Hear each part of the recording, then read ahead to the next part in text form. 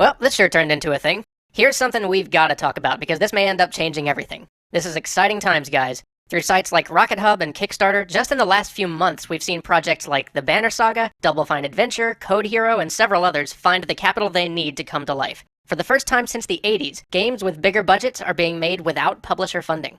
Now, some of you may be wondering what about this is so significant. What does this really mean for the industry? Well, it means that consumers can finally have a real say in what gets released. All those genres that people have been declaring dead, all those games that were deemed too small or unpopular to be worth the time of a larger publisher, suddenly all of those games have an outlet. So let's talk a bit about how this works and contrast it with the traditional models of getting funding. For those of you who have been hiding under a particularly soundproof rock, let's lay out the crowdfunding model first. So most crowdfunding sites basically work like a PBS funding drive. The game studio looking to raise money sets a goal, establishes an amount of time to raise enough funding to hit that goal, and then tries to do everything they can to get people involved and putting money toward the cause. One of the tools fundraisers often use to get people involved is to offer rewards for different tiers of participation. So, for example, for putting in $10, a person might get a pre-release copy of the game. Whereas if they put in $1,000, they might get a statue of themselves incorporated into the game for all to see. So once a developer manages to raise their money, the crowdfunding service takes their cut, usually somewhere between 4 and 8%, and the studio is ready to begin working on their project.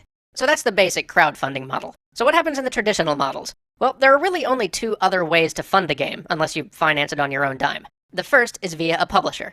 In this model, the group creates a prototype for their game idea and starts shopping it around to publishers. This can be a difficult span of time, especially if your studio isn't already a hot commodity with some big titles on your resume. Plenty of publishers will seem to be interested in your project at first, because, hey, it doesn't cost them anything to look. But once it comes time to buckle down and seriously make money change hands, small studios sometimes end up seeing a lot of that interest vanish. In fact, the publisher is kind of incentivized to let this shopping process drag out as long as possible. You see, while all the negotiations and the talks are happening, the team's still going to be working on the game. And if the publisher can string things along for a month or two, that's 1 or 2 months less of development that they're going to have to pay for. And since the developer's going to have to keep scraping by on their own funds during that time, their operating budget's going to start dwindling. So they're going to start getting more and more desperate, giving the publisher a serious upper hand at the negotiation table. Now, I'm not trying to make publishers sound evil here, and things don't always play out that way. But it is how the incentive system is set up, so it does tend to happen a lot.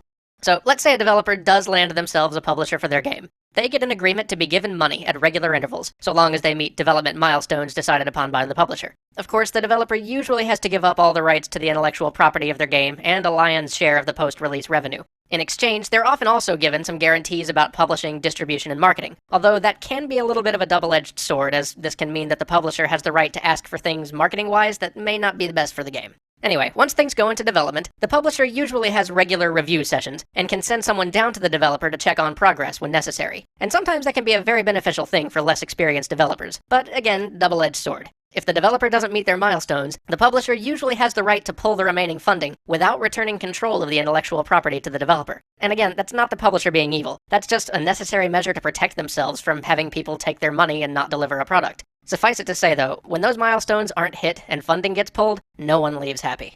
But enough about publishers. They're not the only route. You could always take money from investors instead. So how does that work? Well, investors get stock, which means they get a say in how your company is run. Any major investments will usually come with the demand of a seat on your board of directors. So even if they don't have full control over things by having a majority stake in your company, they do have a fair say in the overall company planning. Which might be fine, but there's one other tricky thing about taking money from investors. You see, investors don't get their money back the same way a publisher does. Publishers get their cut from the game sales. Investors only see money if the company itself is sold, or if it makes a public offering that appears on the stock exchange. This means that as a developer, your goals and the goals of your investors may not sync up very often. You want to create an awesome game. They want to create a sellable company. Sometimes those goals overlap, often they don't. You remember a few years back when we saw all those companies springing up trying to build multiple MMOs at once? Companies who had never launched a title before? This is why. See, a successful game release is all well and good, but multiple games, or a full-blown MMO platform, that creates a brand, a company that can constantly deliver. Investors love the sound of that, and as we saw, it doesn't always work out. But now, suddenly, a third option appears. Publishers, investors, and now, crowdfunding. That changes everything. Of course, I'm not saying this model doesn't have its own problems. At some point, we're going to see one of these big crowdfunded projects fail. Some developers' reach is going to exceed its grasp, and the whole thing is going to fall apart, with nothing to show for it and no one to hold accountable. And it'll be pretty disappointing for everybody involved. But despite the reality of that risk, consider the benefits. Of the 3 funding methods I've listed, crowdfunding is the only one that simply asks the developer to make the best game they can. No conflicting investor goals, no getting worked over by a publisher, just take this money we raised and make it into something awesome. And without the obligations that the current funding sources put on them, developers will be able to pursue projects that would be deemed as madness by publishers and investors. Crowdfunding will allow us to break the cycle of sequels and safe releases. More than that, it creates a strange new dynamic. Developers working with crowdfunding sources are no longer bound by the profit motive. If all you really care about is just creating games, getting to try different things and explore new ideas, then all you've got to do is raise the funds to create your game. That's it.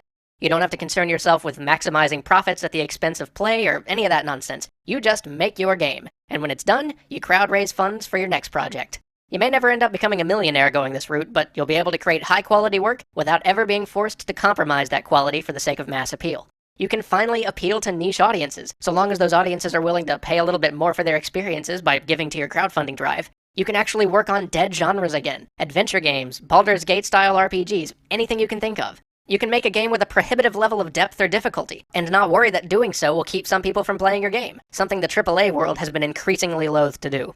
But most importantly, thanks to all of you guys who are out there putting money into these things, we can make better games. For the first time since ever, consumers can have direct say about what gets created. You can go around the publishers. You no longer have to beg to see something released in your region, or sit there frustrated watching millions of dollars get wasted on terrible games while the unpopular or less accessible games you adore get passed over. This really could change everything. All of the things we've been arguing about on this show, and everything you've written to us about, every letter we ever received asking, "What can I do?" is answered here, by letting the consumer truly pick what you want to see produced. We are consumer, and our currency megaphone just got a whole lot louder. The future is looking pretty awesome right now. We'll see you next week.